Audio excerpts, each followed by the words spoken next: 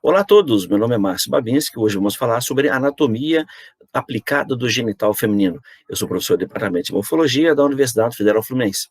Bom, alguns objetivos para enriquecer nosso processo de ensino-aprendizagem, é importante citar, então, que vamos escrever as características gerais da genitália, a topografia, a sintopia, a forma, a função, a morfometria, a constituição, as relações anatômicas e segmentos, a morfologia interna e externa, a irrigação arterial, drenagem venosa, drenagem linfática, vamos falar também da inervação e algumas situações clínico-patológicas ou cirúrgicas que envolvem, então, a anatomia, são embasadas pela anatomia.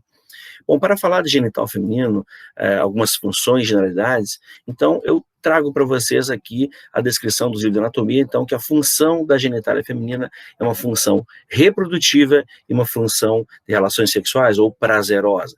Então, essa imagem mostra claramente a questão das concepções culturais, né, e os tabus envolvendo a questão da genitália feminina. A função reprodutiva, então, é essa questão da a formação de um conceito, né, a geração de uma vida, então a gestação, essa função reprodutiva da mulher, característica única exclusivamente da mulher nos seres humanos e das fêmeas no reino animal, né? E a questão do prazer, então, não está ligada à genitália somente à questão reprodutiva, e sim à questão do prazer, o ato sexual, a relação sexual, a masturbação também. Então, aqui um exemplo claro disso, é essa relação, então, íntima da mulher com o seu corpo, né? Então, falamos hoje sobre a anatomia do genital feminino. Algumas concepções culturais são importantes porque envolvem a questão da sexualidade feminina, comportamento, gênero, né, na sociedade. Então, o universo feminino está envolvido com a questão, querendo ou não, aí, alguns autores trazem com a questão da genitália, a questão da sexualidade, né, o que envolve essa questão, então, da anatomia. Então, além das questões de concepção, questões culturais, acerca somente da reprodução humana, mas também a questão cultural, né, o universo para alguns psicólogos, psicanalistas e psiquiatras, o universo feminino, então, o pensamento feminino envolve muitas questões culturais, obviamente, mas a questão da sexualidade, a questão, então, da feminilidade. Bom, muito bem. Outros autores trazem com a questão cultural a relação com o parto, né? O ato de ser mulher seria somente quando a mulher é mãe, torna-se mãe. Então, o parto aqui, ao nascimento do seu conceito, todas as questões de dor, a questão que envolve aquele momento de emoção ao nascimento de um filho, né? Eu trago para vocês uma das imagens que me representa muito, que eu acho muito legal, que representa o que é mulher, né? Eu até publiquei no meu Instagram, mostrando uma guerreira aí sandinista, né, amamentando seu filho, horas antes de uma batalha na Nicarágua em 84. Perceba a imagem, uma mulher, então, com uma arma, quer dizer, guerreira literalmente, com uma arma aqui, né, pendurada, o bebê no seu colo, seu filho alimentando nessa relação, se holding com seu filho, e olha a alegria, né? Então, todos esses elementos que envolvem uma mulher, não é só a questão então, materna, a questão social, a questão de holding com seu filho, e vejam, e a beleza feminina, né? Então, eu trago para vocês, antes de a gente abordar especificamente. Bom, vamos falar então um pouco sobre a embriologia do genital feminino. Existe uma fase diferenciada lá por volta da 7ª ou 8ª semana de vida ainda embrionária, né? Então, você tem dois ductos, né? O ducto mesonéfrico, que é esse de Wolff aqui em vermelho, ao redor de uma gônada, e outro ducto que está ao lado, paramesonéfrico, o de Miller. Então, eu vou utilizar os epônimos para favorecer o entendimento da embriologia. Miller, vamos lá, ele lembra que Müller, né? E o Wolff é um nome mais masculino. Então, veja, essa fase diferenciada, eu tenho esses órgãos que vão se desenvolver a partir, então, dessa questão de um sexo genético, de uma estimulação hormonal. Então, temos aí ductos de Miller e ductos de Wolff. Wolff, então, ele apresenta aí por volta da 8ª, 10ª semana um fator determinante no testículo, né? Então, eu tenho aí um sexo genético, né, ligado ao cromossomo Y, e aí também alguns fatores de alguns hormônios antimilerianos. Então, se há definição genética para esse o sexo masculino, então, que essa condição não existe na gônada feminina, então eu tenho aí a definição, então liberei o fator antimileriano, portanto eu vou aqui, digamos, atrofiar, não vai se desenvolver o paramesonéfico, o de Miller, que é o da mulher. E aí, por sua vez, desenvolve, então, o seu sexo biológico masculino. Aqui nessa imagem, mostra bem essa questão da homologia, né? Em azul, aqui os órgãos, futuros órgãos femininos, como tuba, útero e vagina, né? E aqui em vermelho do homem, mostrando, então, o ducto deferente, as seminais e os órgãos anexos, né? E as gônadas nos dois elementos aqui. Bom, quando eu tenho, então, a definição e o fator antimilleriano, né, então, ou, digamos assim, os fatores antimillerianos não são liberados, eu tenho uma atrofia dos ductos de Wolff, e aí a definição para o sexo feminino biológico, então eu tenho aí a formação em azul dos órgãos femininos. Se naquele período, então, ocorreu essa atrofia do Wolff, então o paramesonéfico, os ductos de Miller vão se desenvolver ao sexo feminino e não ocorre a masculinidade, a formação do sexo masculino. Quando se ocorre a liberação do antimilleriano pelas gônadas por conta daquele fator estimulante do testículo, então eu tenho aí uma alteração e uma atrofia dos ductos de Miller, né? E aí não há a definição do sexo feminino biológico, e sim o masculino. Então aí o que prevalece são os ductos de Wolff. Bom, nessa fase diferenciada ainda também, na superfície, existe um tubérculo genital, né, nessa fase diferenciada, e que, após a definição, ele tem mais ou menos aí 45 milímetros, né, mais ou menos na 10ª semana, após a definição sexual, né, biológica, então eu posso ter um falo, né, essa genitália, na realidade, esse tubérculo genital, a formação a genitália externa. Nesse momento, então, se eu tenho um fator determinante, o testículo, eu vou prevalecer os ductos de Wolff, e aí eu tenho essas eminências em azul, que nós chamamos de eminências lábio-escrotais, né? Aqui as pregas urogenitais, e aqui o tubérculo genital. Então, se eu tenho definição para Wolff, eu tenho aqui o tubérculo genital vai formar a glande peniana, os corpos cavernosos aqui em azul, e os esponjosos aqui em vermelho, e aí a uretra está dentro desse corpo esponjoso, e ocorre um fechamento, né, como se fosse um zíper, um fechamento dessa prega urogenital. As eminências lábio-escrotais, ainda eu tenho aqui duas eminências que vão na origem, então, a bolsa testicular para abrigar o testículo, se forma na cavidade abdominal. Houve definição dos ductos de Miller, então o sexo é feminino, biológico feminino. Então, portanto, tem as eminências lábio-escrotais. Eu vou formar aqui os grandes lábios, que são homólogos, então, e aí haja a comparação das pregas, né, dobras de pele aí, dos grandes lábios, com a pele também enrugada da bolsa testicular, são homólogos, né? Aqui, os corpos cavernosos aqui vão definir o corpo do pênis, do falo, aqui os corpos cavernosos vão definir, então, o falo feminino, que é o clitóris, os corpos cavernosos, e aqui em cima, o clitóris, que é o homólogo da glande peniana. Muito bem. Essa prega urogenital não se fecha totalmente, como no homem, e aí eu tenho uma abertura que vai dar origem aqui à passagem, a abertura para a formação do canal vaginal ou da vagina, né? Observe os dois casos aqui, a relação com a antiga cloaca, né, o ânus aqui, então veja, eu tenho, o proctodeu, na realidade, eu tenho então um pregueamento. Isso na vida adulta, nós observamos como remanescentes, essa rafe perineal, né, ou também chamada rafe penoescrotal, então é um sinal, um remanescente que houve um dia fechamento disso, né? Essa é uma lembrança embriológica aí que nós temos, que é essa dobra de pele aqui na região perineal, na bolsa testicular, no pênis, e termina lá no frênulo do prepúcio. Isso é um sinal, então, de um fechamento. Na mulher, só temos aqui, então, essa rafe perineal só. Então, que sai do ânus, essa dobra de pele, e parece uma cicatriz até na comissura labial posterior. No homem, se fecha totalmente, na mulher não se fechou, por conta da definição do sexo feminino, e então a vulva, né? O homólogo então, desse falo ainda, o pênis, eu tenho os corpos cavernosos, em laranja vai dar aqui os cavernosos do clitóris, amarelo a glande peniana, que é a glande do clitóris, que é a parte exposta na genitália feminina.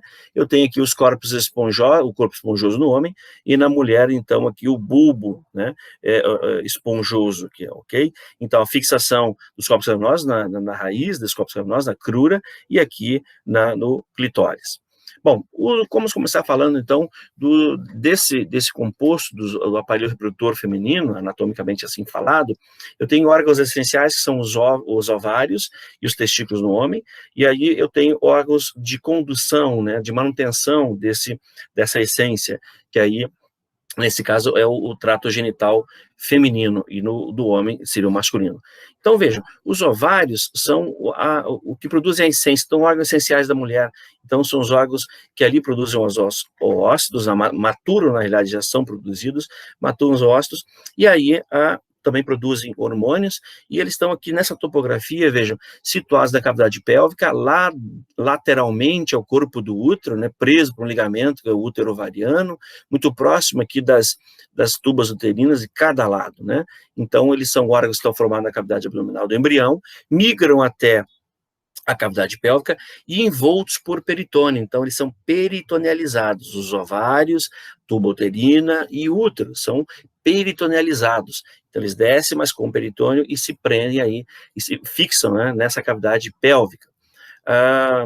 Nessa imagem mostra claramente, então, os ovários aqui, eles estão posteriores, na realidade, os desenhos são didáticos, mostrando dois membros, né, como fosse os duas tubas ovarianas e os ovários abaixo, mas aqui eles são mais posteriores, eles situam-se, então, laterais ao corpo do útero, posteriores e abaixo aqui da tuba uterina, onde ela acaba abraçando e com movimentos contínuos, ela, como se estivesse massageando o ovário, ela está aqui para captar o óvulo que foi maturado e foi lançado aqui nessa região. Então, eles são posteriores. Essa imagem aqui, então, no transoperatório, percebam isso, olha aqui o ovário, né? Então, os dois ovários, o corpo do útero, aqui a tuba uterina, e aqui as fímbrias, a porção final dela. Então, os desenhos mostram projeções, né? Mas aqui as projeções são uma grande mucosa, né? Que se projeta com uma luz para dentro da tuba.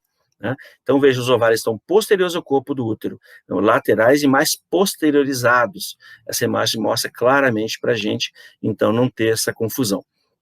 Então, eles estão situados na cavidade pélvica, aqui, laterais ao corpo do útero, mas mais posteriores e abraçados aí pelas tubas uterinas. Aqui essa imagem maior, conseguimos visualizar. Então, como ela fica bem aderida aqui, essas fímbrias da tuba uterina, né, massageando a superfície do ovário, onde geralmente ocorre, então, essas expansões, onde ocorrem a ovulação. Né?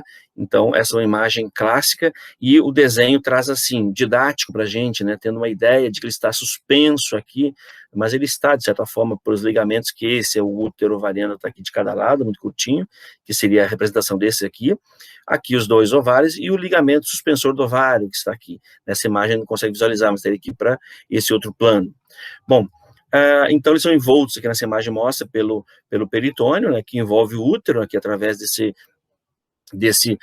mesométrio, né, paramétrio, aqui mais embaixo, envolvendo o ovário, então mesovário e mesalpinge. Imaginem só um grande lençol, né, recobrindo o útero, tuba e ovário, e acaba envelopando, né, então as lâminas anterior e posterior acabam peritonalizando, né, e aí formam esses ligamentos. Aqui nessa imagem mostra, então, o ovário, né, situado no seu polo mais lateral, um polo seria mais posterior e mais anterior, considerando aquela posição que nós citamos anteriormente. O peritônio, que vem lá, como eu falei agora para vocês, recobrindo o ovário aqui, então, forma esse meso, chamamos de meso-ovário, onde percorre, então, os vasos ovarianos, né? Esse próprio meso-ovário, ele se continua aqui, envelopando a tuba uterina, portanto, o meso-salpinge. Salpingo, do grego, quer dizer tuba uterina. Então, salpingite é uma inflamação, salpingectomia, a retirada. Então, aqui, o peritônio envolveu o ovário, mesovário, envolveu a tuba, mesosalpinge, né? E vai se continuar lateralmente aqui, duas lâminas, recobrindo o útero, que nessa imagem transporta para cá, então formando o ligamento largo, né? Ou seria o perimétrio, né? Então, eu tenho um ligamento largo aqui, né? E também chamado de mesométrio, que se continua lateralmente.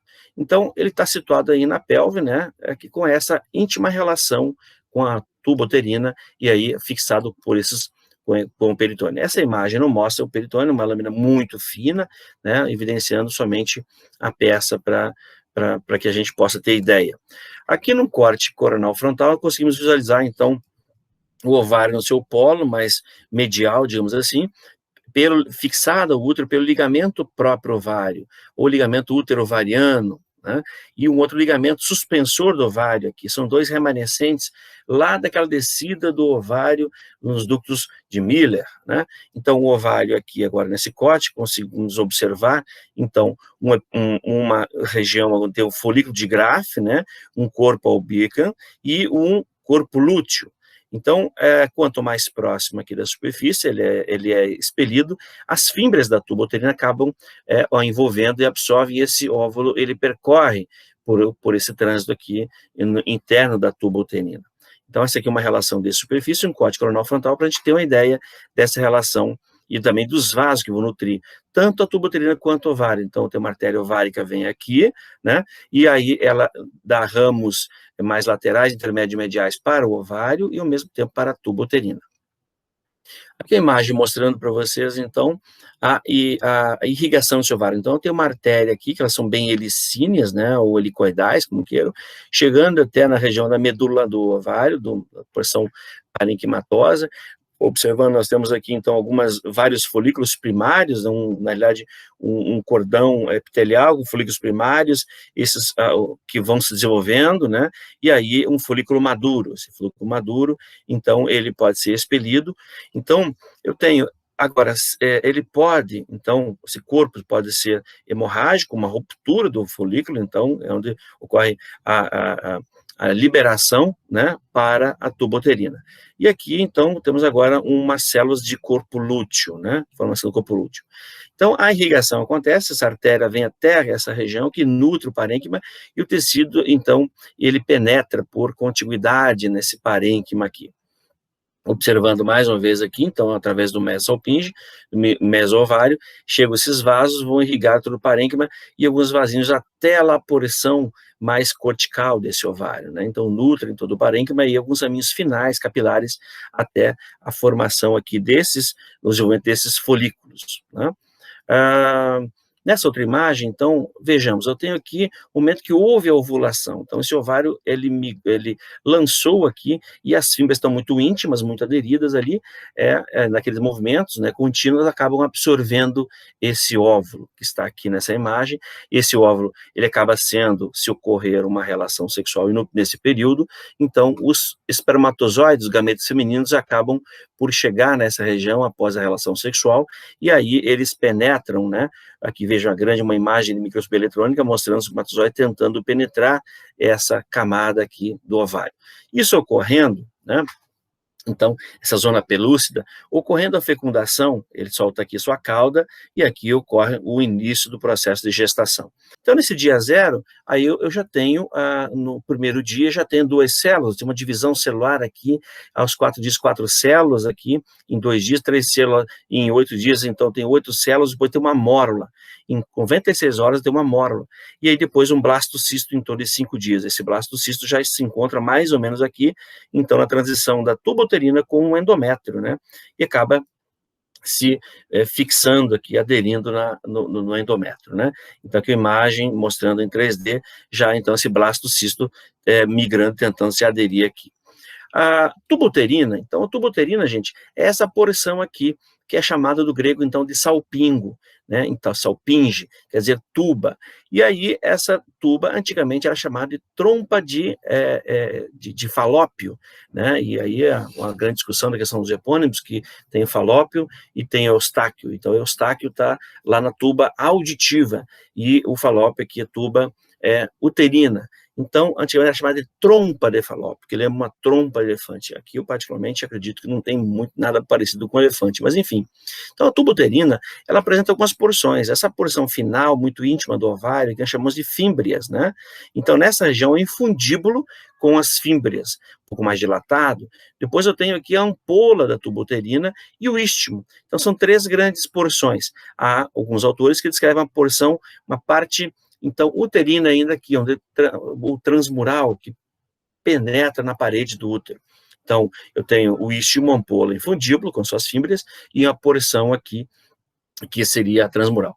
Essa tuba uterina, ela é envolta aqui, então, pelo peritônio, nós chamamos, então, de mesosalpinge, né, e aqui, que depois recobre o ovário, o mesovário.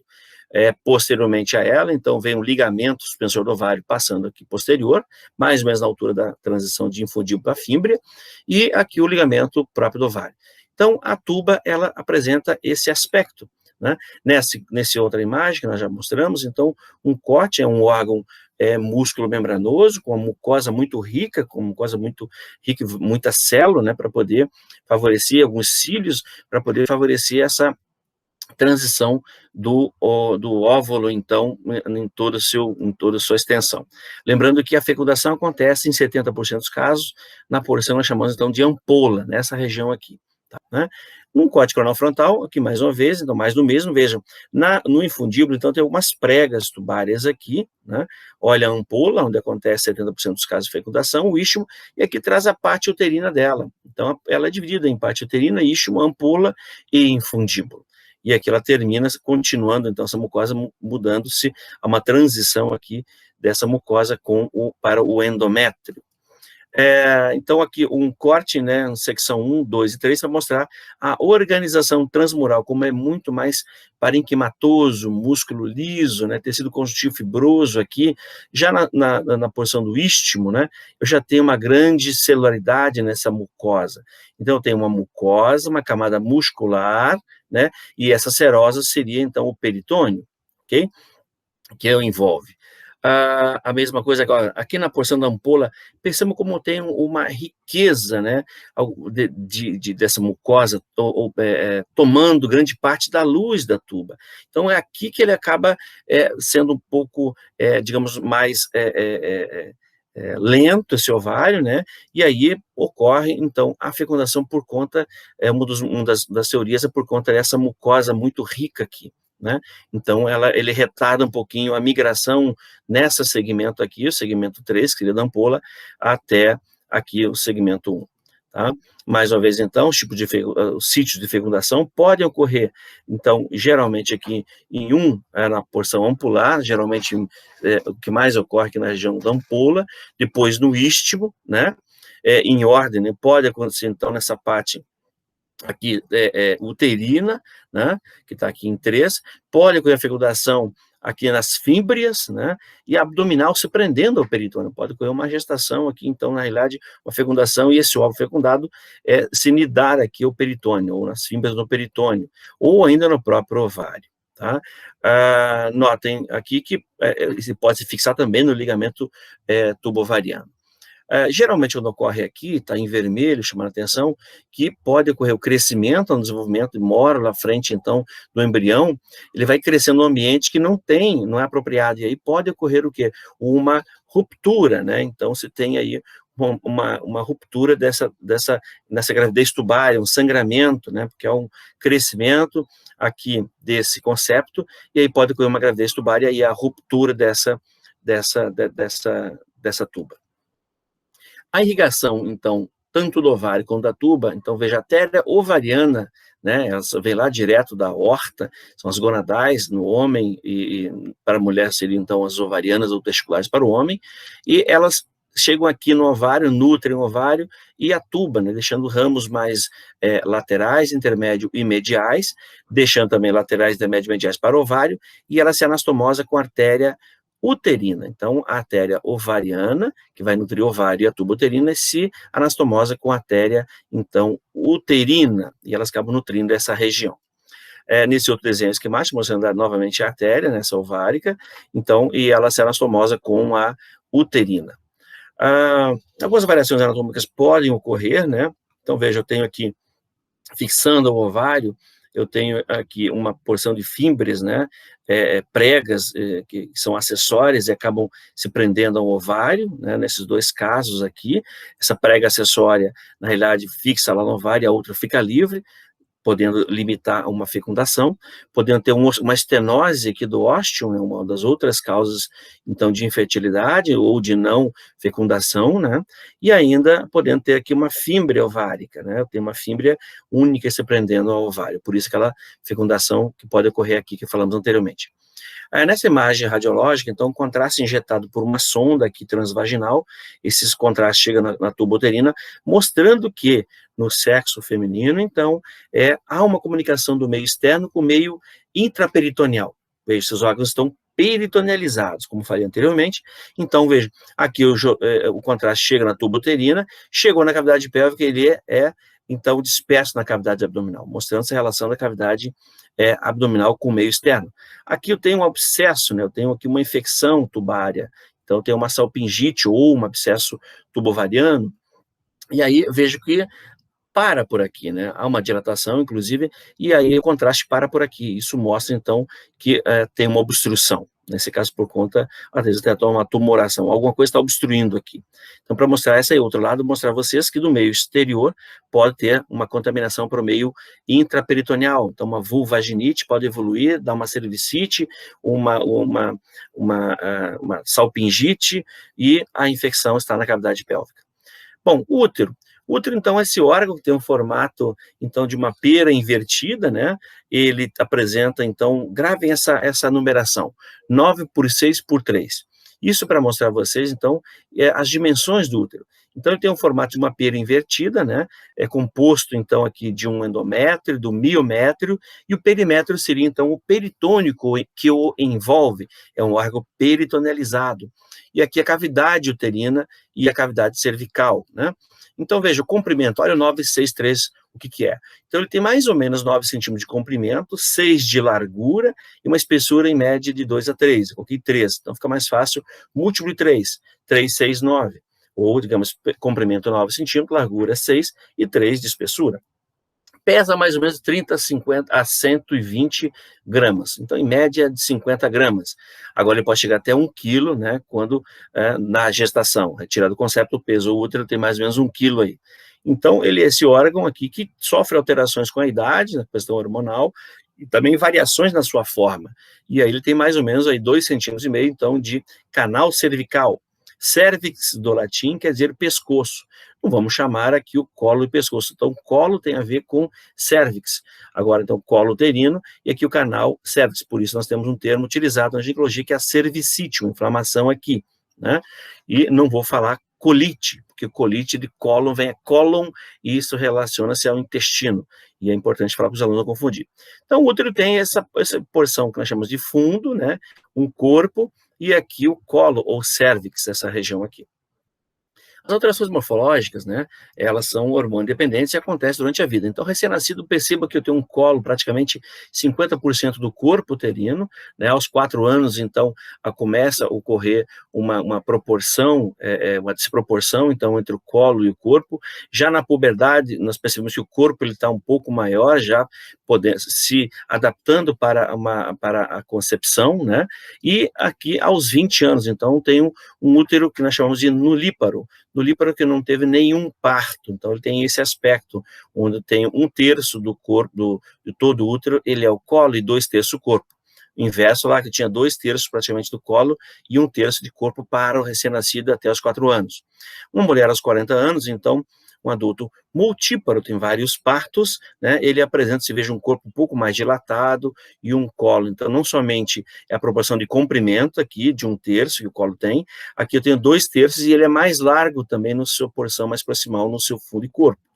Aqui na idosa, então, adulto pós-menopausado, volta aquele aspecto, começa o colo a aumentar, a reduzir o corpo uterino, lembrando a morfologia da criança. O útero está aqui na cavidade pélvica, né, e ladeado pelos ovários, como já falamos, com as extensões, que são as tubas uterinas, preso por alguns ligamentos de peritônio, né. Então, eu trouxe essa imagem aqui, então, representando mais ou menos como é que o útero se encontra na cavidade pélvica, ele fica suspenso, né, e aqui preso por ligamentos e dobras do peritônio, né. Essa imagem, então, a posição dele, a sintopia aqui na cavidade pélvica, ele situa-se atrás da vesícula urinária e à frente do reto, né, então, e ele é peritonealizado, então ele é envolto aqui por quem? Pelo peritônio. Então tem um espaço entre o reto e o útero que eu chamo de reto uterino, ou também chamado de escavação de Douglas. E o peritônio vem aqui, eu tenho outra escavação, outro recesso, é um recesso vésico-uterino, de vesícula urinária e uterino. Então ele tem duas relações com projeções do peritônio nesses dois planos, né? E aqui ele continua-se com o canal vaginal. Percebemos aqui que existe uma angulação. Do canal vaginal tem um eixo, outro eixo para o útero, portanto, aqui eu tenho uma angulação que define para mim que ele é um órgão anteroverso, então ele é anteverso e fletido, né? Vamos ver mais agora nessa imagem. Então, de anteversão, então ele é anteroverso fletido. Anteroversão é o eixo do canal vaginal com um eixo aqui do colo uterino, portanto, aqui tem uma angulação de anteversão. Agora, do colo uterino até o corpo do útero tem uma outra que é de flexão. Portanto, então, anteversão e anteflexão são duas coisas diferentes. Essa imagem mostra o oposto, tem uma retroversão. Então, anteroversão, retroversão. E aqui eu tenho uma outra que é a retroflexão, porém existia ainda a anteroflexão. Então, ele está fletido. Então, percebemos que isso acontece aonde? Exatamente no colo, mais ou menos no colo com o corpo do útero.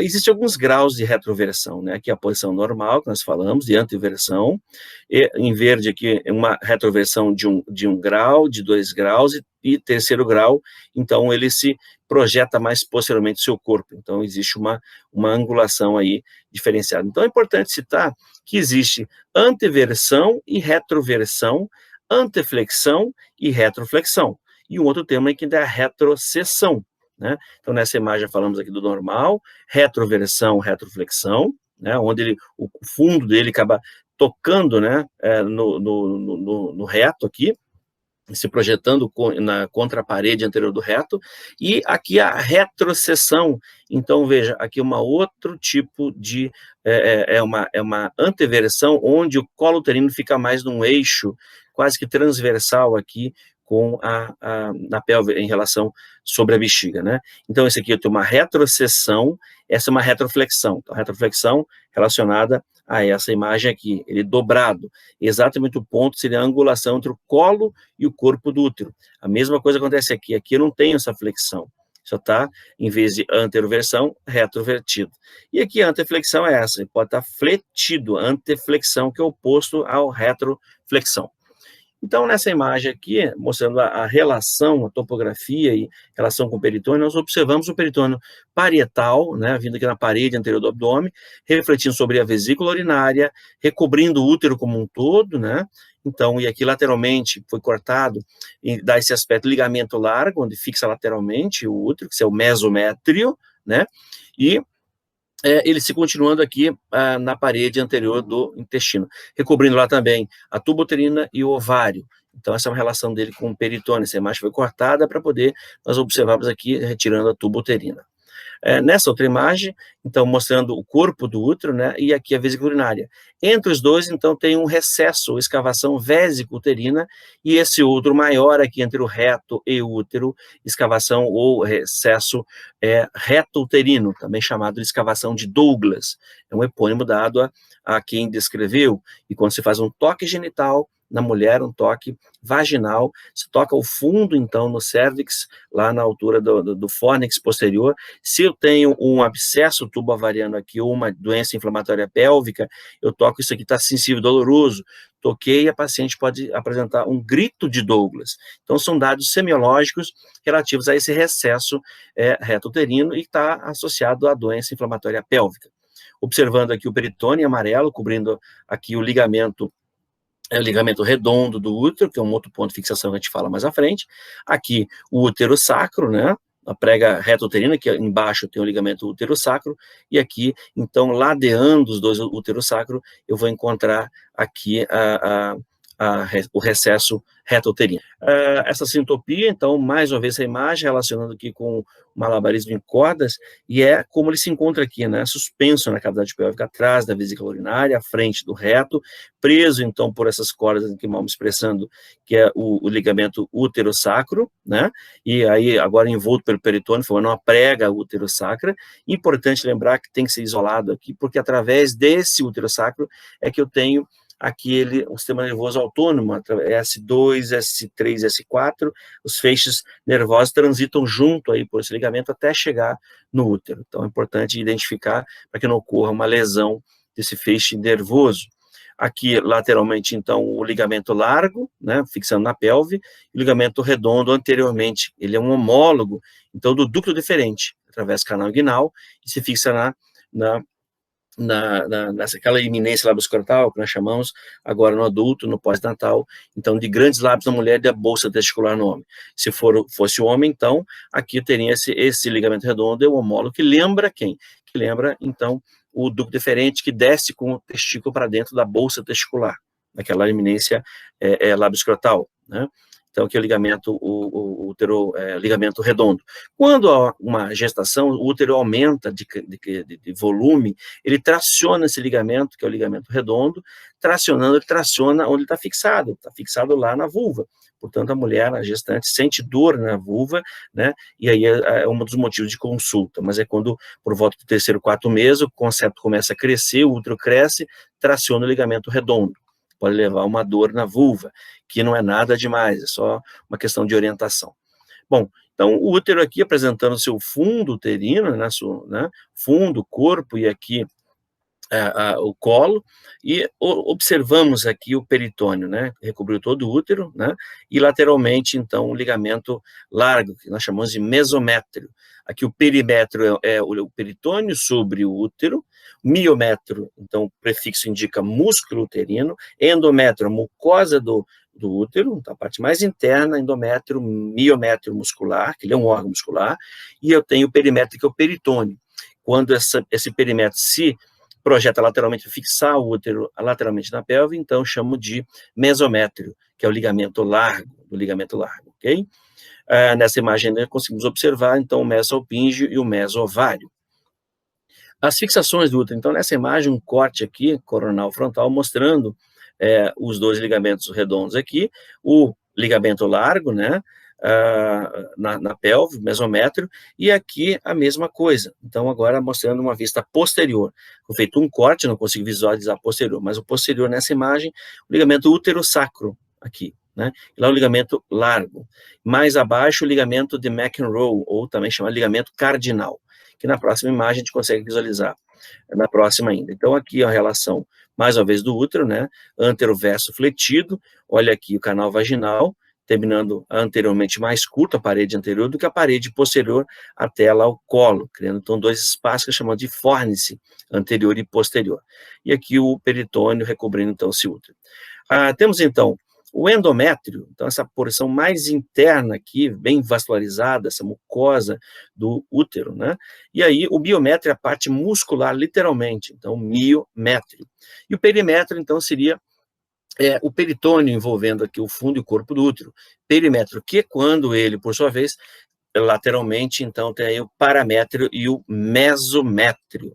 Então, o mesométrio é o ligamento largo e o paramétrio seria o ligamento cardinal, ou de McEnroe. Aqui o útero, então, vejamos novamente o endométrio, o miométrio, e essa camada fininha aqui recobrindo, que é, então, o ligamento largo, o mesométrio. Né? Como ele é muscular e tem, então, um tecido conjuntivo no interior da parede uterina, e há uma organização desse tecido conjuntivo formando, então, na sua superfície, alguns ligamentos, né?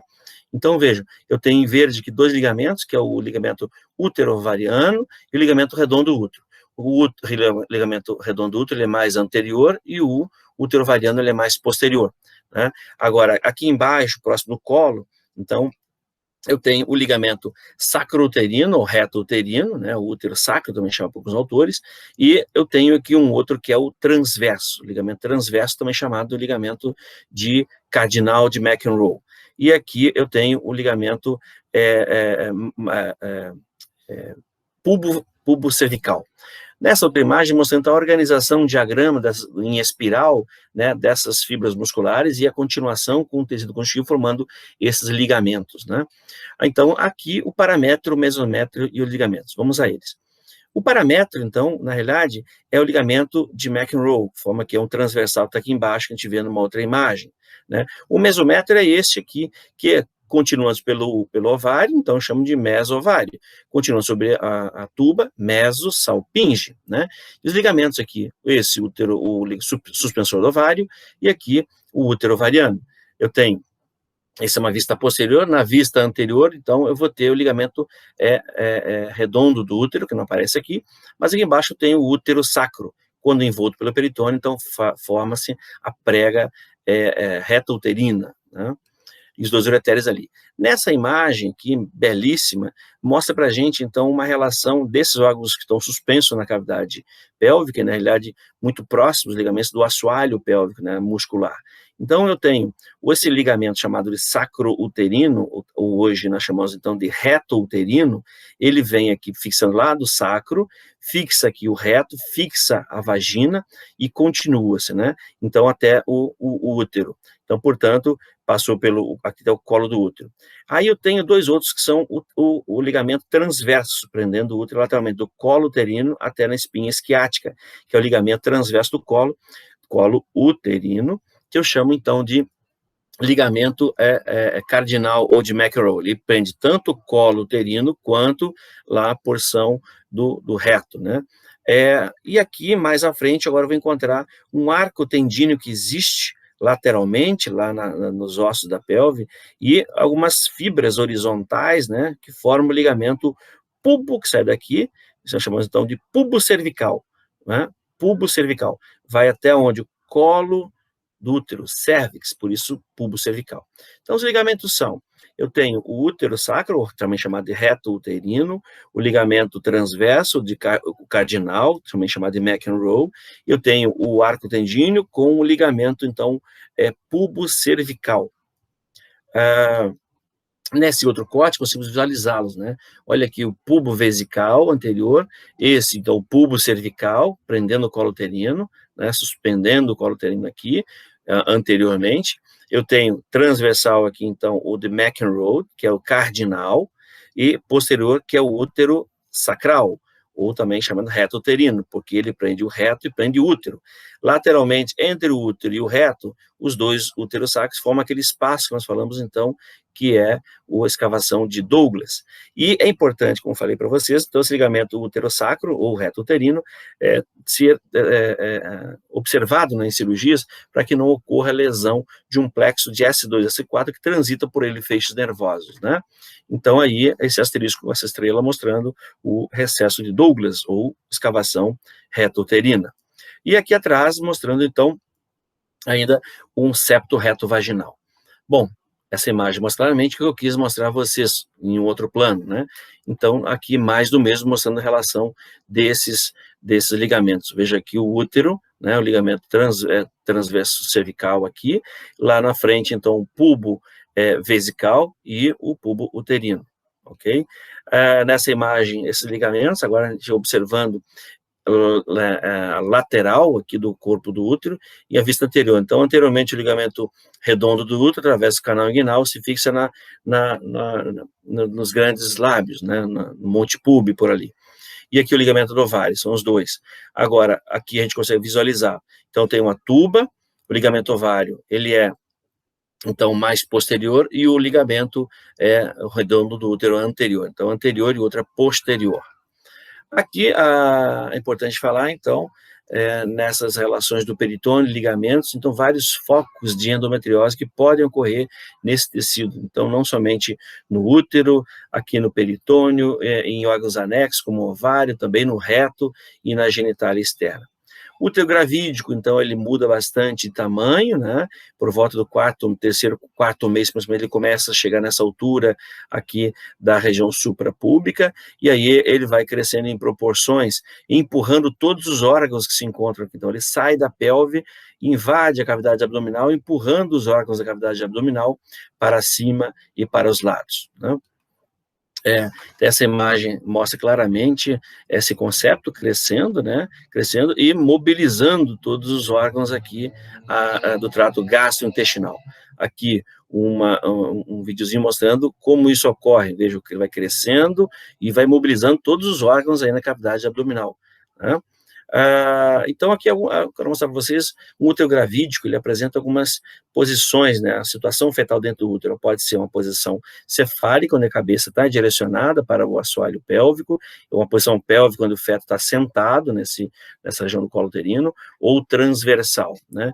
Então, isso é importantíssimo durante a gestação, para que se faça, nos períodos clínicos do parto, algumas manobras que nós chamamos de manobras de Leopold-Seifel, que seria a identificação identificação, né, se ele está cefálico, se ele está com dorso à esquerda ou dorso à direita. Então, isso é importantíssimo. Então, tem algumas fases, nós chamamos de 4 fases dessa manobra de Leopoldo, né?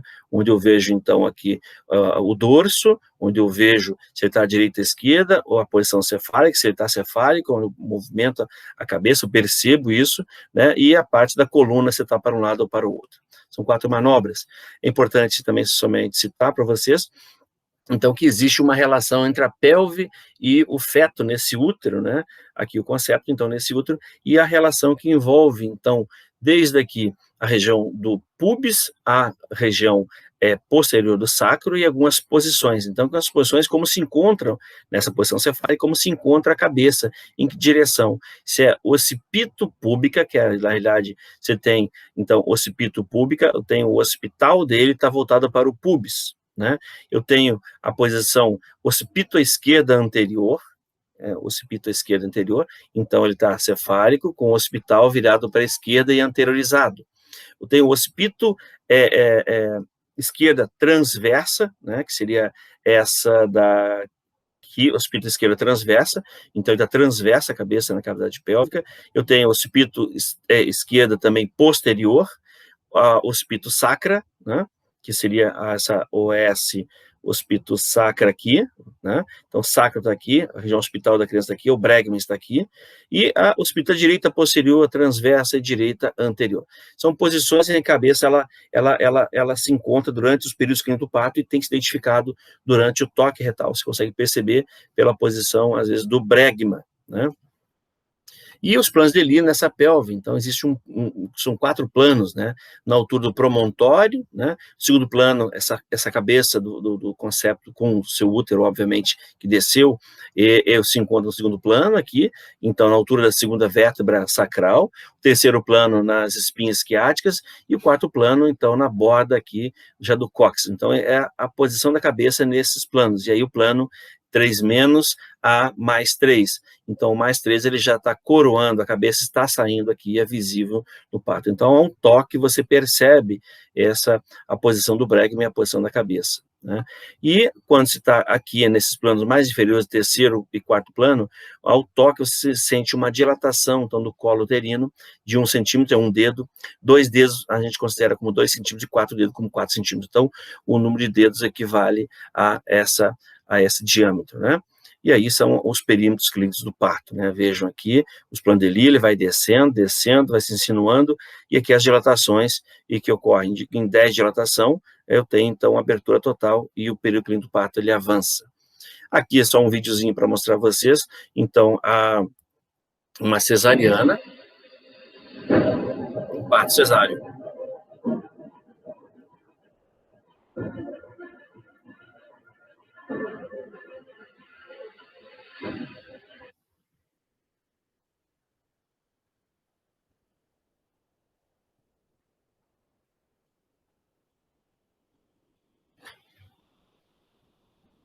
Nesse outro vídeo, o inquilino do útero fazendo um contato imediato com o cirurgião. Olha isso, que bonito, imagem bonita, né?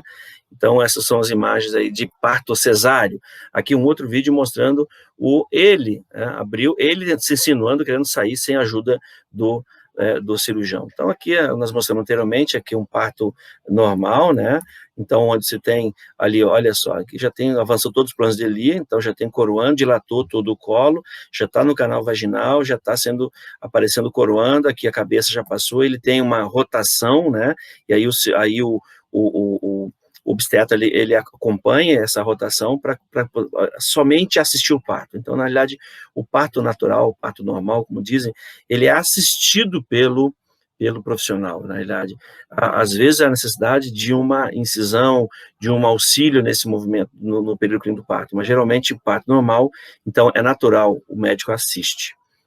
E aqui, então, retirado o concepto, e aí evoluímos para outros cuidados. Bom, com as variações anatômicas do útero, então, nós temos o útero que pode ser, então, o útero bicorno, né, também chamado de Delphos. Então, tem o bicorno com também dupla vagina, né? Aqui uma indentação do fundo do útero pode ocorrer, aqui esse é um bicorno, né?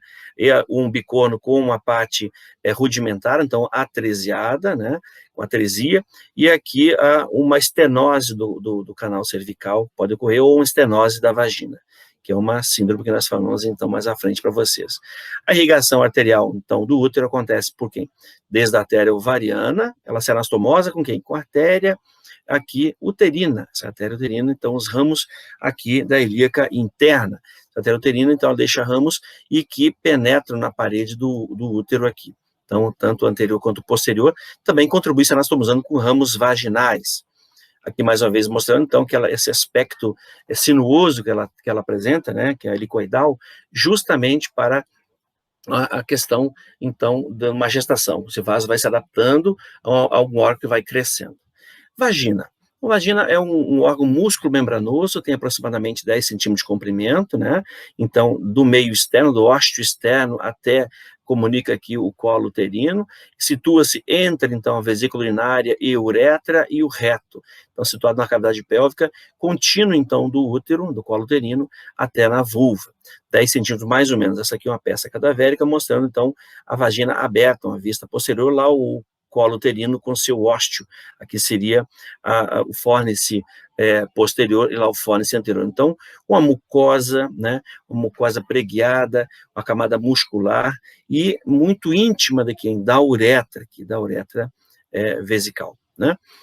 Então, a vagina aqui, um corte transversal de uma peça, de uma tese de doutorado, da Monique Babinski, que é minha esposa, então, mostrando um corte de uma peça de um cadáver, mostrando como ocorrem essas pregas mucosas aqui, são bem visíveis, bem importantes aqui.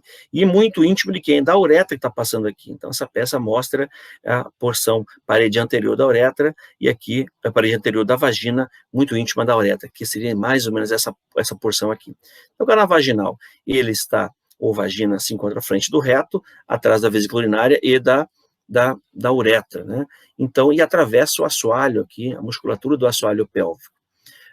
O canal vaginal, então a vagina é um órgão músculo-membranoso, e a vagina do grego quer dizer bainha, membrana que envolve. Então, como a espada tem aquela bainha que envolve, né? A espada é embainhada, então seria a relação com a espada, seria o órgão masculino, e a bainha que envolve seria, então, vagina. O termo vagina, então, é uma bainha, que nós utilizamos também no peritônio, quando estiver estudando genital masculina, não falar, então, da vagina, que é a bainha, que envolve lá a bolsa testicular, o testículo, né, na sua parte mais interna.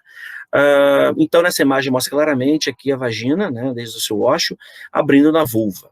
Ela apresenta uma divisão, que nós chamamos de uma porção superior, porção média e a porção inferior. Então, tem 3 terços, um terço superior, terço médio e terço inferior. Ela, aqui, lateralmente, então, vai apresentar o paramétrio, que é aquele ligamento que está fixando o colo uterino na porção superior, né, que seria, então, o ligamento transverso de McEnroe, também parte da vagina acaba sendo fixada aí para esse cardinal.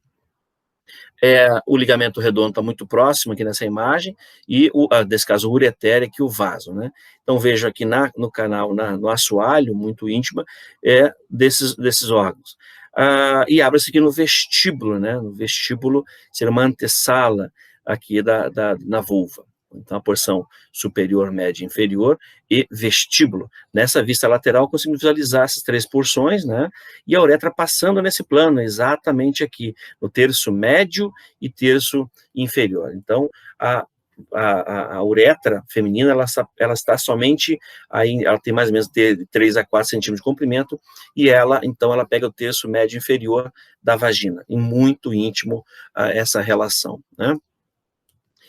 Nessa sintopia, conseguimos visualizar a vagina em relação aqui os ramos isquiopúbicos, lá a vesícula urinária e o útero, né?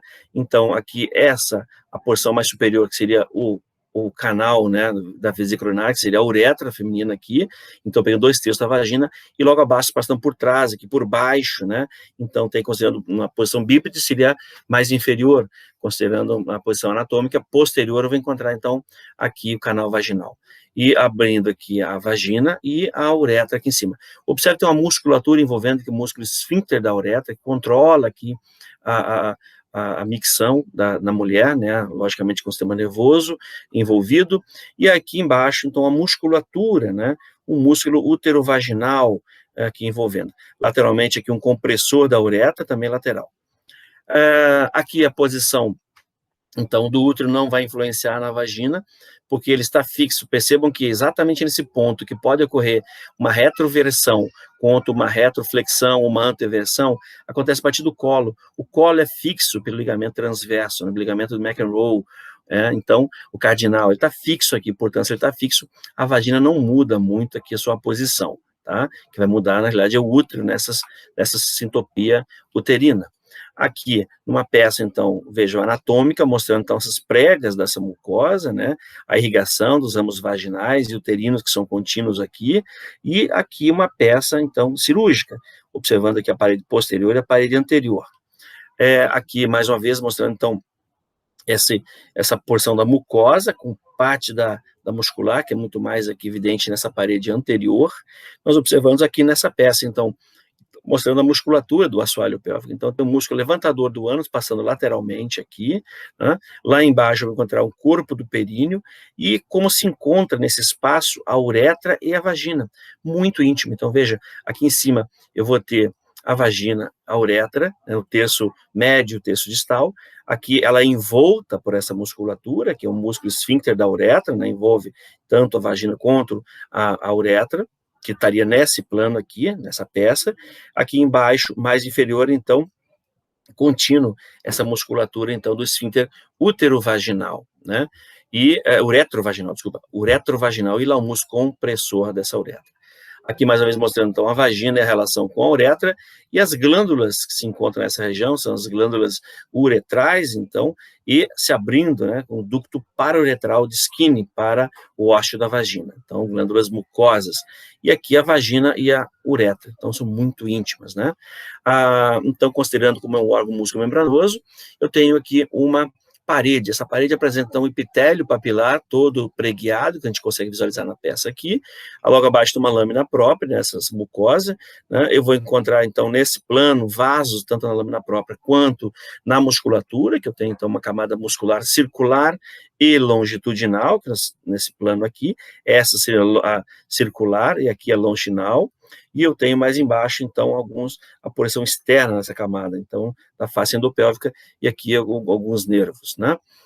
Alterações morfológicas acontecem numa resposta excitatória, onde, então, a relação, vejam, útero, colo uterino e vagina aqui, mais um diâmetro de 2 centímetros de diâmetro, mais ou menos de 8 a 10 de comprimento, como nós falamos, né? E observe aqui 3 a 4 colo uterino, 6 a 7, ou seja, até 9 comprimento do útero como um todo. Então, aqui, normal, excitação, então ocorre uma dilatação aqui da vagina, né, na sua porção mais proximal, em torno de 9 centímetros, e acontecem umas contrações mais distais, né, daquela plataforma orgásmica, então mais ou menos ela aumenta de tamanho 10 centímetros aqui. Então, durante o orgasmo, essa contração acontece, e essa musculatura que auxilia, né, naquele processo que é cultural no Oriente de purporismo, então onde se contrai o canal vaginal e a musculatura, né, dessa plataforma, acaba ejetando, e também ocorrem contrações. Para a questão médica, então, a fisioterapia urogenicológica, ela, detendo esse conhecimento, então utiliza ou algumas bolinhas, né, para essa contração, exercitando a musculatura aqui, ou um transdutorzinho que dá pequenas ondas aqui de choque não seria choque, seria ondas, estimulando a contração da musculatura, para, sobretudo, nas situações de mulheres que têm uma incontinência urinária do esforço, né? Então, isso para as mulheres, incontinência urinária do esforço. Aqui uma resposta, então, excitatória.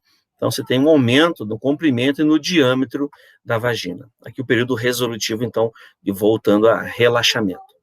Que musculatura é essa, então? A musculatura é essa que se encontra aqui ao redor da vagina e redor da uretra, né? Então, útero, uretrovaginal, que é exatamente essa aqui. Então, percebemos a uretra aqui, a vagina aqui e o reto lá atrás. E aqui o assoalho pélvico, né? Veja desde a espinha esquiática, observe a espinha esquiática acima, lateralmente vai ter o obturador interno. Agora, da espinha e desse ligamento, nós vamos observar aqui o músculo piriforme internamente, logo abaixo o isquio-coxígeo, o nome já diz, sai do isquio ao cóccix, depois então, formando lateralmente de cada lado, do isquio de cada lado ao cóccix, né? E eu tenho mais abaixo, então, o músculo iliocoxígeo, é só dissecar a palavra, gente, sai do ilho ao cóccix, e lá mais anterior, o pubocoxígeo, que ele é, então, um feixe anteroposterior, e ele seria, na realidade, a parte levantadora do ânus, que aí está ao redor. Nota que parte dele acaba fazendo aqui uma flexão sobre o reto, né? E aqui uma flexão de parte dessas fibras envolvendo a vagina e a uretra. Uma vista superior fica mais fácil, né? Temos aqui, então, nessa região o cóccix, lá embaixo, aqui o sacro ainda.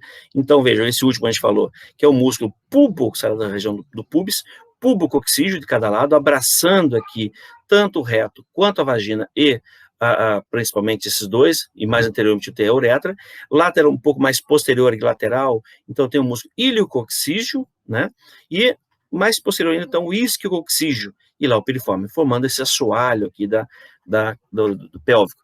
E vejam, tem a musculatura, né, que envolve aqui esses órgãos que são músculo membranosos, né, essas três aberturas na pelve feminina. Uma vista inferior agora, a vagina aqui atravessando, eu tenho o músculo, então, pubo-retal, né, sai lá do pubis ao reto. Seria parte de quem? Do pubocoxígeo. Então, o pubocoxígeo está aqui, e parte dele, mais medial, ele dá uma parte de uma flexura, né, uma dobra aqui, chamada de pubo-retal. Né? Então, esse pubo retal aqui e pubocoxígeo, é uma continuidade, os dois são da mesma origem, um se prende ao reto, ou se prende ao cóccix, e participa desse movimento levantador do ânus. Notem a vagina aqui, e esse espaço com fibras entrecruzadas aqui do períneo, né? Entre essa musculatura temos aqueles ligamentos que já foram falados, né? Portanto, fixando aqui o colo uterino, né? E aqui eu quero chamar a atenção para essa fáscia pubocervical. Então, é a fáscia que, junto com a musculatura, que é, então, a musculatura que acaba fixando aqui esses órgãos do assoalho pélvico. Mais do mesmo, aqui mostrando, então, uma relação importante de alguns prolapsos que podem ocorrer. Prolapso vesical, parede daqui anterior da vagina, ela recebe, então, a vesícula urinária, às vezes vista na superfície. Então, parede anterior da vagina tem importância nesses prolapsos vesicais, aqui da bexiga, e da uretra, né? Então, e também o prolapso uterino pode ocorrer. Nesse caso, essa imagem mostrando, então, o início de um prolapso posterior da parede da vesícula urinária com a parede anterior da vagina. Vulva. Então, vulva, ela se encontra exatamente nessa região que nós chamamos de pudendo, ou também períneo. E é um trígono nós temos aqui nessa região que define. Então, nós temos um trígono, trígono genital, desde as espinhas esquiáticas aqui até o monte púbico, trígono genital, e o inverso agora desse trígono, o ânus lá atrás, então o trígono anal. Toda essa região chamada de pudendo, por isso nervo pudendo, artéria pudenda. E na realidade o termo mais correto hoje nós chamamos então de períneo. Esse períneo, ele então aqui apresenta exposto a vulva. A vulva é um composto então de órgãos, né, o genital externo da mulher, mais ligado então à questão do prazer. Até agora nós falamos da questão reprodutiva e canal vaginal já do prazer, mas também canal do parto, e agora somente do prazer, canal vaginal e a vulva. Então, tem aqui os grandes lábios lateralmente, né, com os pelos pubianos, que lembra aquelas eminências lábios escrotais, lábios maiores, aqui os lábios menores, didaticamente estão afastados aqui, né, mas não é assim que acontece, os lábios menores sempre estão encostados, como a rima do lábio da boca, quando a boca está fechada. Abaixo deles encontra um espaço, entre eles e o ósseo da vagina, então chamamos de vestíbulo genital. Vestíbulo quer dizer uma antessala da vagina. E aqui o ósseo da vagina, lá o ósseo da uretra, muito íntimo. Então, o ósseo externo da uretra e aqui o ósseo da vagina. Então, comissura labial superior, comissura labial inferior. Aqui o remanescente, então, aquela rafe, né, perianal da mulher. Os pelos pubianos, e aqui a glande, né, do clitóris, o corpo do clitóris e a parte que é escondida aqui, que dentro desses outros tecidos, que são os corpos cavernosos. Nessa imagem, que é uma imagem bonita, né, um desenho mostrando a anatomia, como se encontra desse órgão, uma questão cultural, né, indiana. Nessa imagem, mostrando a vulva sendo inervada aqui, eu tenho aqui em cima, na parte mais próxima dos lábios, parte superior de lábios, perto do clitóris, então eu tenho o nervo labial, que é um ramo do nervo ilioinguinal, do plexo lombar, né, lombo sacro. Depois, lateralmente, eu vou encontrar ramos para esses lábios aqui laterais, e grandes lábios, são os ramos, então, do cutâneo femoral. E mais embaixo, lá atravessando o canal de Alcock, eu encontro o nervo pudendo. Então, o nervo pudendo é um ramo do plexo sacro. Ele deixa ramos, então, tanto para essa musculatura, a região perianal e a genital aqui. Então, tanto o trígono genital quanto o trígono anal, inervado basicamente essa porção, nós chamamos, então, porção motora, autossômica, né? Autossômica não, desculpa, perdão, somática do corpo. Então, vejo ramos aqui, são ramos anais, retais, ramos genitais. Esses ramos genitais é que são abordados, então, nesse plano mais ou menos oblíquo aqui, quando se há necessidade de fazer uma abertura do canal vaginal, expandir durante o parto, chamamos de episiotomia. Então, essa imagem mostrando aqui, imagens belíssimas de anatomia, mostrando esses ramos, artérias aqui pudendas, né, nervos pudendos, né, vejo como a questão cultural, os desenhos antigos de anatomia, dos clássicos de anatomia, Testila Tagi e vários outros, traziam, então, um monte púbico, com muito mais pelos pubianos, né, do que os desenhos de hoje em dia, ou por conta da questão cultural, como era, então, lidado essa questão dos pelos pubianos, a questão da sexualidade. Aqui, o clitóris, né, e o corpo cavernoso do clitóris, vejam, e lá somente a glande, né. Então, o clitóris, ele tem esse aspecto, aqui a porção da glande, né, aqui os corpos cavernosos, e aqui cavernoso, e aqui o esponjoso, que essa imagem mostra claramente que o bulbo esponjoso, os corpos cavernosos, e lá o clitóris, né, e a abertura da vagina. Então, vejo que tem várias, parece folhas, mas seria lembrando que esse bulbo, eu vou encontrar glândulas mucosas. Então, aqui, nota, esse desenho mostra-se aberto, aqui é o exame do ginecologista, eu tenho que afastar aqui com os dedos para poder observar o vestíbulo. Então, o vestíbulo fica fechado, né, o ósseo da vagina fica fechado por esses lábios menores, e depois a aproximação dos lábios maiores, por conta dessa dobra de pele, no eixo do plano mediano, tá? Aqui a genital, vejo lábios maiores, lábios menores, você não consegue visualizar, porque tem que ocorrer o afastamento. Então, a região, esse aqui que eu quero mostrar para vocês, aqui também, essa dobra de pele que nós observamos aqui embaixo, isso aqui é a ráfia perianal, aquele remanescente que fechou parcialmente as pregas urogenitais da mulher, né? E aí, por conta da definição, então, do sexo feminino. Aqui nós observamos, então, nessa vista, aqui observamos um clitóris um pouco mais desenvolvido, um megaclitóris, né? Então, bem desenvolvido aqui com uma glande, e aqui os seus corpos aqui, o prepúcio da glande também. Nessa imagem, conseguimos visualizar, então, o pontilhado seria aquela dobra de pele, aquele prepúcio, né? Observa, então, a glande aqui do clitóris, os corpos cavernosos, que se prende lá nos ramos isquios cavernosos do osso da bacia, né? Nessa cruz, nessa raiz aqui do clitóris, né? Com seus corpos cavernosos. Observa, então, a uretra aqui, a vagina aqui embaixo, e aqui a dobra de pele pontilhada nas partes externas dessa vulva. Um desenho maravilhoso do professor Carlos Machado, mostrando para a gente, então, mais do mesmo, né? Aqui o ramo do clitóris, e envolto para a musculatura, né? O músculo isquio cavernoso, sai do isquio e envolve o corpo cavernoso, tanto no homem quanto na mulher, nós temos, então, esses músculos isquio cavernosos, né? E aqui eu vou encontrar aqui aquele corpo esponjoso e as glândulas, nesse caso, glândulas bulbo do vestíbulo, né? Então, são as glândulas de Bartolin aqui e as do bulbo vestíbulo. Então, elas produzem uma quantidade de muco na estação para lubrificar o canal. Aqui o ósseo da uretra e o ósseo da vagina.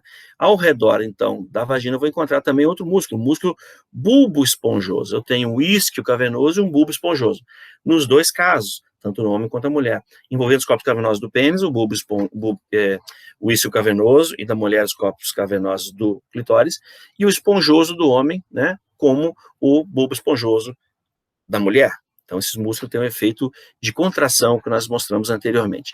Aqui mostramos os feixes vasos nervosos, então o nervo por dentro da artéria, depois de atravessar o canal de Alcock. Logo acima, então, ponto de fixação, um ligamento suspensor, existe o ligamento suspensor do pênis, tem o ligamento suspensor do clitóris aqui na sínfise púbica. Aqui retirado, então, parte disso para mostrar aqui um pouco do músculo transverso profundo do períneo, né, e dessa musculatura ao redor aqui da vagina, lá o ósseo externo da uretra. No outro plano, então já mais subfacial, aqui então pele, tela subcutânea, eu tenho então a fáscia e eu observo já aqui, então esses músculos novamente, aqui o isco cavernoso, o bulbo esponjoso, né, e com uma fásciazinha que envolve, que a gente fala bastante no reprodutor masculino. Na próxima aula, vamos falar então da face de Gallaudet. E também das porções profundas do períneo. São muito parecidos. Então, eu encontro aqui essa glândula de Bartholin, que seria um homólogo aí, alguns autores trazem como homólogo das glândulas de Cooper, são as pequeninhas, que se abrem aqui mais na parte posterior da vagina, e ladeando todo o ósseo da vagina, então, encontro o bulbo do vestíbulo, né, e as glândulas de Bartholin. Observem também um ponto aqui onde encontro aquela RAF, na superfície, consigo definir exatamente que a partir dali, lateralmente, eu vou ter aqui, eu tenho um músculo transverso superficial do períneo, né? E a partir dali, eu vou ter um outro músculo que envolve aqui o ânus, então o esfíncter externo, né, aqui do ânus. Num plano de secção mais profunda, estou mostrando aqui parte da membrana do períneo afastada, a musculatura, a vagina novamente, aqui glândula de Bartholin e aqui a de bulbo vestibular. Né? Aqui o clitóris, então, é esse órgão que ele é inervado, né, tanto na porção profunda dele, através da mesma inervação que acontece do pênis, o mesmo plano, e na superfície aqui, através de ramos cutâneos, né, por conta do prepúcio, né, que então seria uma inervação externa. Aqui, então, mais o mesmo, mostrando essa relação agora no composto, né, os grandes lábios, pequenos lábios, clitóris com seu prepúcio, clitóris. A vulva apresenta algumas variações, né, quanto ao ímen. Então, esse aqui é um ímen anular, então ele não houve introito aqui. Aqui eu tenho um ímen septado, né, com a membrana, um ímen cribiforme, uma membrana toda furadinha. É importante que tenha esses furinhos, essa comunicação para a eliminação da primeira menstruação, a menarca, né, e aqui já um introito gestado. Veja como ele fica, então, após uma gestação, né.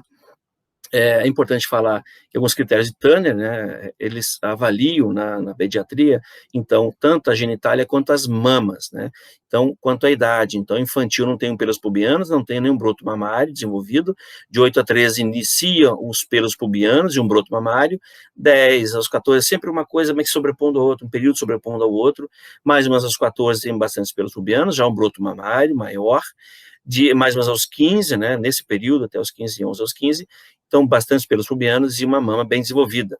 Já do 13 ao 18, a mama pode tornar-se até um pouco pendular devido ao volume, né, devido ao estroma que se encontra ali. Então, critérios de Turner, observando a genitália externa e a mama, definem, assim como no homem quanto na mulher, definem, então, a idade sexual, mais ou menos, da criança adolescente, né? No homem, então, nesse caso, não tem mama, mas seria, então, o tamanho do testículo. A vascularização arterial acontece, então, veja, pelo útero. Eu tenho lá a artéria uterina, vindo lá da ilíaca interna, ela vem aqui e envia ramos helicoidais aqui ladeando a parede do útero, que se anastomosa com a tubária, né, que é um ramo da artéria ovariana. Então, a ovariana vem aqui, deixa os ramos mais laterais, intermédios e mediais, vários ramos também, laterais, intermédios e mediais da tuba, se anastomosa com a uterina. Também ocorre, então, uma artéria vaginal aqui, ela acaba nutrindo a vagina e se anastomosa junto com uma artéria uterina. Nesse mesmo complexo aqui de vascularização útero-vaginal, nós temos também a pudenda, então, a pudenda interna aqui participando e se anastomosa. Então, tem a anastomose da pudenda interna, junto com vaginal, uterina e ovariana. Aqui um desenho clássico do Henry Gray, mostrando esse plexo todinho, né? Daqui a artéria ovariana, nutrindo lá a tuba e o ovário. E aqui ela se anastomosando com a artéria uterina, né, que ela está aqui, se anastomosando, então, ao redor do útero, e vários ramos para a parede uterina. Aqui um desenho esquemático mostrando, então, para vocês a artéria ovárica lá em cima, né? Ela deixa ramos ováricos, nós já falamos, que seria esse ramo lateral, medial, intermédio e medial, tanto para a tuba quanto para o ovário, né? São a mesma proporção. A artéria uterina aqui embaixo, que seria essa aqui, então, bem helicoidal. Seus ramos que são, na realidade, diretos, né, aqui para a própria parede do útero, e a vaginal, que é essa artéria vaginal aqui, e existe nessa imagem mostra, mas lá posterior tem uma retal, a retal média também participa da irrigação da vagina, mais posterior. Retal média e artéria, então, pudenda interna, que apresenta ramos internos e ramos externos. Os externos vão para o clitóris e ramos perineais. Então, a uterina é anastomosa a ovárica, né? A vaginal, ela se anastomosa tanto a uterina quanto a retal média e as pudendas. Aqui mais do mesmo esquema, né, mostrando só, para voltar aqui, essa relação posterior aqui, da retal média, que a imagem mostra, a ilíaca interna, tem uterina, vaginal e pudenda, e a retal média vem também no posterior à vagina, né? Aqui, quando essa artéria, ela chega, então, aqui ao lado do corpo do útero, ela se projeta de uma forma radial, então são as artérias radiais, em toda a transição aqui do miométrio até chegar no endométrio. No endométrio, então, elas apresentam essa organização espiral, então são os ramos espirais, né, por conta desse aumento desse endométrio mensalmente, né. Então, aqui nessa superfície que está aqui, observe esses ramos aqui, nós formamos então a artéria radial, né, e aí depois os ramos espirais aqui se anastomosando um grande plexo com os capilares aqui um lago venoso que acontece na origem, então, a veia agora, no inverso, né. Mais uma vez, então, aqui chamando a atenção de novo, dessa artéria radial, seus ramos espirais, e se anastomosam num plexo aqui, junto com esse lago venoso, formando, então, essa irrigação e drenagem do endométrio, né? A drenagem venosa, então, acontece nesse aspecto que nós já falamos, esse lago venoso, que se anastomosa entre aí os capilares arteriais e venosos, por diferente expressão, então, esse sangue já metabolizado, percorre aqui por esse plexo, né, chegando, então, formando uma veia também radial, uma veia uterina. E aí, essas veias uterinas, a ovárica, ela vai drenar lá para o lado direito para a veia cava inferior, e o lado esquerdo para a veia renal, assim como são as gonadais, são assim como as testiculares. E já que todo útero, então, a drenagem acontece em direção à uterina, a esse plexo vaginal aqui. Então, tem as ováricas, mesmo esquema, o inverso é proporcional, né? Usamos ovários lateral, intermédio, medial e tubários também, e aí as ováricas drenam nesses ramos laterais para a ovárica, que vai ascender para a veia ilíaca interna. Já, por sua vez, os tubários drenam para a uterina, e a uterina, e a vaginal também para a uterina, e isso drena lá para a ilíaca, a veia ilíaca interna, que se une à externa, e as duas vão formar a veia cava inferior, né? Então, a pudenda, ela tem os ramos superficiais, aqui drenam lá, então aí aqui uma variância, então eu tenho os ramos perineais e do clitóris que vão drenar para essa pudenda interna. Então, essa aí, por sua vez, para a superfície, ascendendo na pelve. A drenagem linfática acontece, então, por esses linfonodos, um pouco diferente do homem. Então, alguns órgãos aqui na porção inguinal, da genitália externa, vão drenar para os inguinais aqui, os linfonodos inguinais superficiais e profundos, né, a porção, então, do vagina e útero para esses linfonodos, que são os linfonodos ilíacos externos, por sua vez, seguindo aqui os lombares, né? Então, veja, aqui a porção, os superficiais, a vagina e externos, vem para os linfonodos externos, aqui são esses, né? Aí eu tenho o lado do colo já do vagina, parte alta e colo, então, eles acabam drenando para os linfonodos que estão ao redor deles, né? Os linfonodos sacrais, vão para os sacrais aqui posteriores, e para os linfonodos ilíacos internos.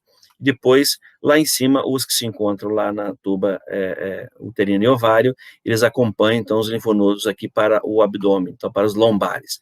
Então, ovário e tuba para as lombares, todos os outros, obrigatoriamente, vão drenar subindo aqui, ascendendo para a cavidade abdominal. A inervação. Então, a inervação simpática e parasimpática, importante falar do simpático de T10 a L2, formando então aí um plexo nervoso que nós chamamos de Frankenhauser. Então, é de T10 a L2, formando então um plexo simpático, este aqui, né, através dos nervos hipogástricos, esse plexo hipogástrico superior, os nervos hipogástricos, para inervando tanto, então, aqui, útero, vagina, né, a porção simpática, então pontilhado aqui vermelho e preto, então simpático. Parasimpático, né, então a partir do S2 e S4, né, esse S2 e S4, então inervando aqui tanto a genitália externa quanto vagina e útero. Né? Então essa é a inervação simpática e parasimpática. Então lembrando que esse plexo de Frankenhausen, ele é um plexo uterovaginal, um feixe, então, nervoso e acompanha os vasos, então ele acompanha os vasos para os órgãos. A inervação periférica, já falamos, da vulva, através, então, do pudendo aqui, ilho inguinal lá em cima e ramo do cutâneo da coxa. Algumas variações anatômicas congênitas. Então, o útero de Delfo seria o bicorno, que já falamos, com o útero septado, duplo, né?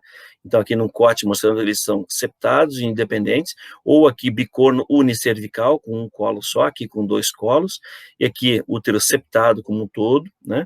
E aqui somente parte dele, bicorno, né? Aqui ele é septado totalmente. Esse aqui um útero subseptado, e esse aqui unicorno. Isso não impede uma gestação em dessas partes do útero, né? Tanto seja bicorno ou septado, acontece a gestação. Algumas variações anatômicas são importantes na formação dessa porção inferior genital, que eu chamo então de síndrome de Mayer-Rokitansky-Kusser-Hauser. Então, na realidade, eu tenho um útero bicorno aqui, fusionado, né, e também fusionado, eu tenho a vagina, então eu tenho uma atresia aqui, um canal vaginal atrésico, porque houve então a falta de dilatação desse canal, não houve, então, é uma continuação do útero, né, de cima a baixo, e essa canal vaginal é atrésico, então levando a uma Mayer-Rokitansky-Kusser-Hauser. Aqui pode ocorrer, né, é uma coisa que aborrece, na tradução, que eu já vi de livros, né, um livro do Netter clássico de embriologia, a tradução se coloca-se fêmea. Fêmea, até onde eu sei, então, um animal, seria aqui, então, feminino ou mulheres, né? Então, são as variações de fístulas resultantes de uma divisão incompleta da cloaca. Percebemos aqui que o reto, na realidade, ele abre no períneo, ele não abre no local, no sítio, com a sua musculatura do assoalho pélvico, né? Logo atrás da vagina. Ele pode abrir no vestíbulo da vagina, então é um reto vestibular, então onde sai aqui bolo fecal, se mistura com urina, então no vestíbulo. Ou ainda reto vaginal, onde o reto desenvolve abrindo na parede posterior da vagina, que é muito íntima, né? Então, essa porção reto vaginal. São 3 variações. Também pode ocorrer variações dos orifícios dos ureteres, né? Que pode abrir aqui no útero, na porção do corpo, no endométrio, no corpo, no colo, aqui no cérvix, pode abrir na vagina também esse ureter. Então, são variações embriológicas, podendo o sítio normal, que seria aqui, no trígono vesical, né, ou no próprio trígono, ou na uretra em vários pontos. Então, essas variações são de importância cirúrgica, clínica cirúrgica. Então, mais algumas situações clínicas e patológicas, é importante, então, lembrar a questão hormonal, já falamos da questão, falamos dos órgãos da genitália feminina, então é importante lembrar aí 2 grandes fases, né, que existem, então, a fase folicular até o 14º dia, a fase lútea, dessa fase ovulatória, né, e aí isso influencia, né, aqui na alteração desse endométrio que nós falamos, né, então onde se tem um declínio nessa fase folicular, aqui até o 14º dia, 14º, então, esse endométrio ele começa a aumentar uma fase lútea até o 22º dia, e aí a menstruação. Então, se tem um período em que ele se prepara o endométrio para uma gestação ocorrendo, então tem a menstruação. E aí a relação com os hormônios, né, progesterona e estrogênio, o estradiol, ele ensina também a relação nessas fases com o hormônio luteinizante e o folículo estimulante. Então, vejam que o pico desses 2 que estão aqui no crânio, o FSH e o LH, por volta do 14º dia, né? Já da progesterona seria do 14º em diante. O estrogênio antecede a isso, né? E aí, trajetória, então, aqui do óvulo. Veja, a trajetória está aqui no ovário ainda, aqui ele é lançado, então, nessa fase, já como ovulou no 14º dia, então ele é lançado na tuba uterina, transita a tuba uterina, se não houve fecundação, ele vai embora junto com a menstruação. E aí, isso explica um pouco do comportamento feminino nesse momento. É logo de se imaginar que nós temos, então a mulher tem 2 hormônios, né, circulantes nessa briga constante, essa dança frenética, e aí fisiológica, e pode ter alterações de comportamento. Há estudos que mostram, inclusive, que mulheres que ciclam junto, que moram junto, ciclam junto, e aí também entram numa TPM, numa tensão pré-menstrual junto, né. Aqui para mostrar a vocês, então, uma radiografia, um dispositivo intrauterino, né? Então, vejo aqui para mostrar a vocês uma radiografia de um paciente, vai observar a pelve, você acaba encontrando isso. O que seria isso? Então, para não ficarem assustados, é um DIU.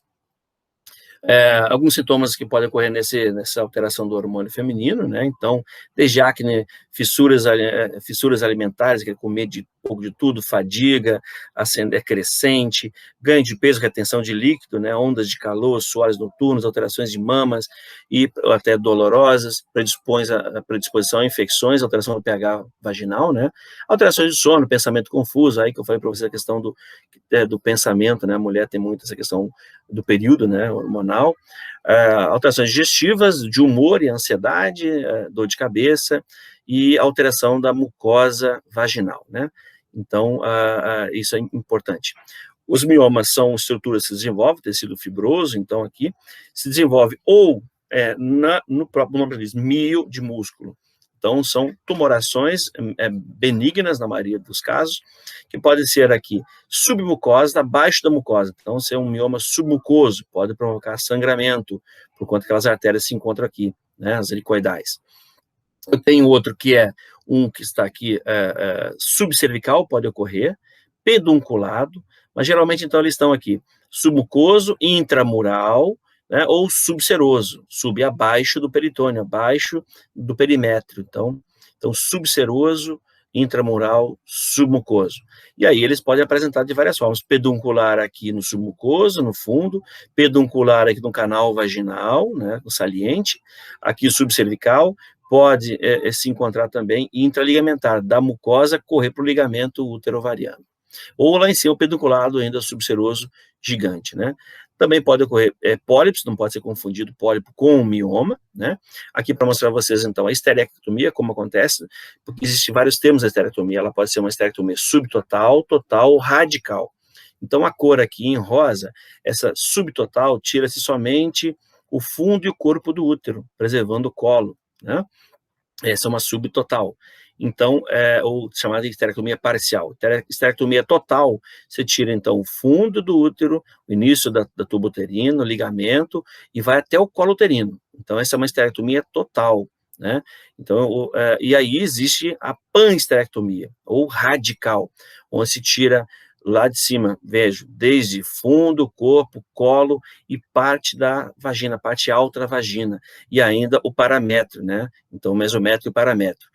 E isso, então, são 3 tipos de esterectomia que acontecem. Percebemos que em todas as situações, tenta-se preservar quem? Os ovários, que são hormônios, são órgãos hormonais, são importantes para a mulher. Então, e isso pode acontecer, essa cirurgia, em qualquer fase, não necessariamente só na fase, então, pós-menopáusica. E aí, na pré-menopáusica, a mulher necessita de hormônio. Então, é preservado aqui os ovários. Então, esterectomia subtotal, total e radical.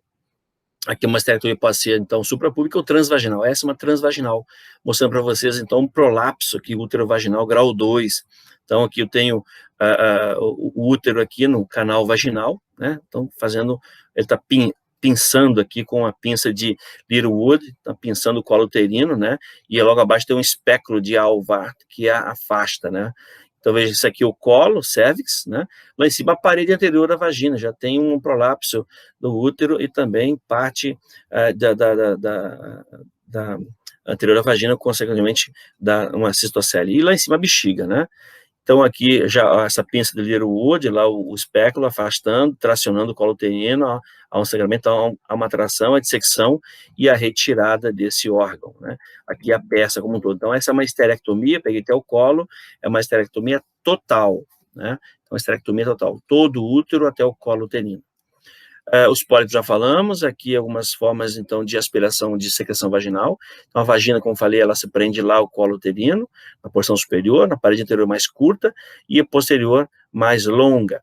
Lembrando que tem esse espaço aqui, esse excesso que nós chamamos de fórnice vaginal posterior e fórnice vaginal anterior. Essa outra imagem mostrando, então, colhendo suave do colo, para verificar se o paciente está com uma cervicite ou alterações nesse colo. E aí existem várias classificações. Aqui é uma biópsia endometrial via vaginal, né? E aqui uma biópsia do colo uterino. E aqui uma conização. O que é conização? Tira-se parte dessa estrutura aqui do colo, está afetada, tem uma cervicite, como fosse um cone, ao redor do ósseo do colo uterino, e aí em sentido profundo, como fosse o ósseo à base de um cone estreitando para o sentido do corpo do útero. Então, conização é isso, né, para a biópsia. Gestação tubaria pode ocorrer ruptura, como nós falamos aqui, né, a ruptura dos vasos nessa região, levando a um sangramento nessa região, como o útero é um órgão, a tuba e o ovário são peritonealizados, então o sangramento vai para essa goteira paracólica aqui e pode irritar lá o nervo frênico, levando uma dor, e levando a uma equimose, que nós chamamos de sinal de Gray-Turner, né? E se for para a região umbilical, sinal de Cullen. Outra situação, nós estamos terminando a aula, então, falar da peripatite gonocóxica, a síndrome de Fritz-Hugh-Curtis.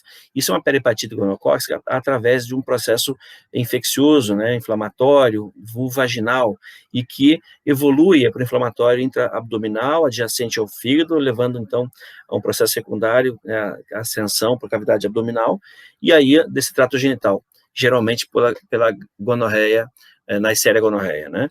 E aí, então, se tem uma vulvaginose aqui, e levando a uma doença inflamatória pélvica, DIP, né? É um processo inflamatório de natureza infecciosa. Então, eu tenho aqui, a partir do cérvix, abaixo, trato genital inferior e trato genital superior, e assim é tido pelos ginecologistas, né? Então, eu tenho aqui, esses pontinhos são micro-organismos, né, ascendendo, levando a vulvaginose, cervicite, endometrite, aqui uma salpingite, uma oforite, podendo levar à formação de abscesso tubo-ovariano, que isso cresce e é depositado aonde? No peritônio, né? Então, você leva a inflamação do peritônio. Aí você tem uma peritonite, que mais uma vez do mesmo, mostrando lateralmente, invadiu o peritônio, vai ascendendo pelo peritônio, olha só.